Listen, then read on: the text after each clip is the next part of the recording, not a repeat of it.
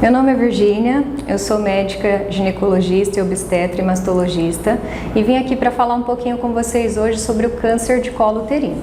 Primeiro, vamos falar só que o câncer de útero, ele tem a questão do colo uterino, que é essa região inferior, e a questão do corpo uterino, que é a região superior. Então, quando a gente fala em câncer do útero, a gente fala em duas porções, ou colo ou corpo, tudo bem? Então vamos começar hoje falando um pouquinho sobre o câncer de colo, né? O câncer de colo uterino, ele é considerado um câncer que é um problema de saúde pública, porque se as pacientes tivessem o rastreio anual do preventivo, elas não desenvolveriam essa doença. Então, por isso que é tão importante falar desse tipo de tumor, né?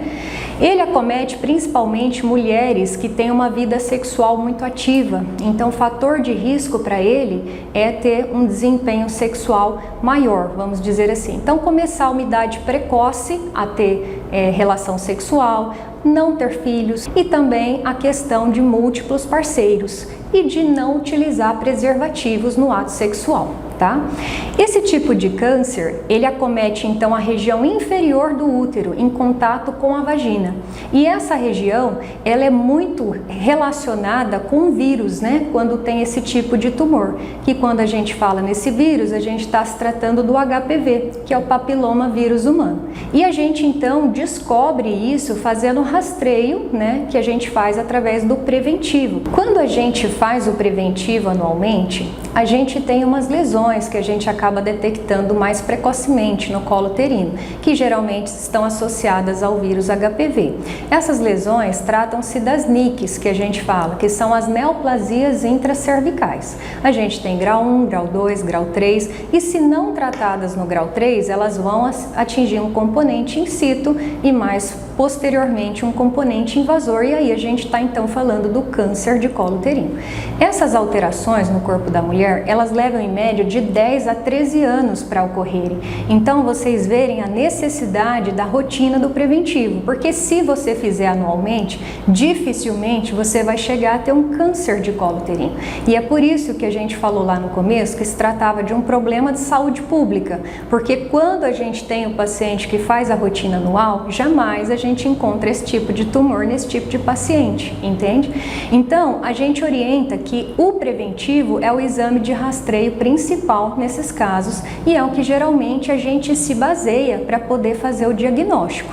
O diagnóstico não é com o preventivo, a gente vê a alteração no preventivo e aí a gente parte posteriormente para um novo exame que é chamado colposcopia com biópsia de colo, onde a gente consegue então encontrar melhor aquela lesão e aí a gente consegue estar biopsiando a área afetada para poder fazer então o diagnóstico de câncer de colo uterino, né? Esse tipo de câncer de colo, ele se divide em três basicamente, que é o carcinoma escamoso, o carcinoma, então, escamoso é um tipo de câncer de colo. A gente tem também o adenocarcinoma e o adenoescamoso, que junta os dois tipos. Então, são os três tipos de câncer de colo uterino que a gente tem.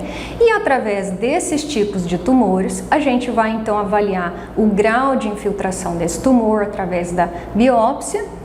A gente vai fazer o diagnóstico e o grau de infiltração a gente vê através da cirurgia, que é o tratamento, né? O tratamento a gente tem a traquelectomia, que é a retirada do colo uterino nos casos mais leves, a conização, que também é uma outra maneira de retirar uma parte do colo uterino, e a gente tem os tratamentos mais para tumores mais avançados, que aí seria a histerectomia, né? Junto com a oforectomia. E às vezes retirar glândulos, né, que estão acometidos na região inguinal, e também a rádio e a quimioterapia nos casos mais avançados, tá? Então teria todas essas formas aí de tratamento quando se fala em questão de colo uterino, tá?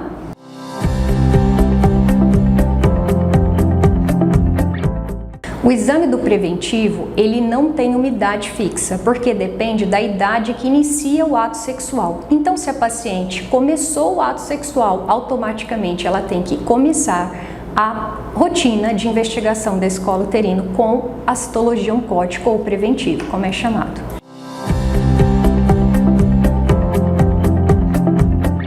A forma de prevenção maior que a gente tem chama-se preventivo, né? Então esse exame, como eu disse, ele é fundamental, porque se você diagnostica lesões, a gente tem como fazer tratamentos menos invasivos para a paciente não desenvolver o câncer, né? Então é o que eu falei, da onde começa a lesão até o desenvolvimento do câncer no colo uterino vão de 10 a 13 anos. Então você já imaginou que se todas as pessoas fizessem o preventivo rotineiramente e corretamente, anualmente, no mínimo, a gente conseguiria detectar todos esses tipos de tumores?